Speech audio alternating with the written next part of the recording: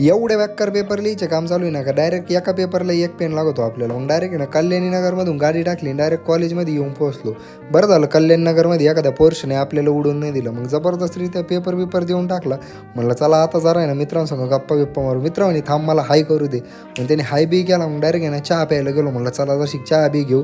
मग तिथं ना आपल्याला अभ्यास करायचा होता 2-3 तास. मग म्हणून आहे ना गप्पा मारून घेतल्या आणि डायरेक्ट मग गेलो कॉलेजमध्ये. म्हणलं चला आता अभ्यास. मग डायरेक्ट ना लिफ्टमध्ये बसलो. कॉलेजची लिफ्ट एवढी बेकार आहे ना फक्त 2च जण बसत आहे बरं का. मी पहिल्यांदा बसलो होतो कॉलेजची लिफ्टमध्ये. बेकार आहे बरं का कॉलेजचं. हे पहा ना कसं काय इन्फ्रास्ट्रक्चर केलेलं आहे. म्हणलं चला आता जरा वर जाऊ. वर गेलो डायरेक्ट मित्राने आपल्याला प्रॉब्लेम दिला होता. मग तो प्रॉब्लेम सॉल्व्ह करायचा होता. तो प्रॉब्लेम सॉल्व्ह केला. 2-3 तास आहे ना चांगला अभ्यास केला. म्हणलं आता चला आता डायरेक्ट आहे ना दीदीच्या घरी जाऊ. मग निघालो आपण दीदीच्या घरी जायला. घरी गेले ना डायरेक्ट कलाकंद खायला दिले. याला काय म्हणते कमेंट करून ना नक्की सांगा बरं का. मग आहे ना सनमईची सायकल खराब झाली होती. तेव्हा मामा एवढी सायकल नीट करून दे म्हणे. म्हणलं बरं देतो नीट करून. म्हणजे नीट करून दिली. बघू डायरेक्ट आहे ना घरातच 120च्या स्पीडने खेळायला लागला. चला मग तुम्ही मुकुल साबळे फॉलो करून टाका. संपला विषय.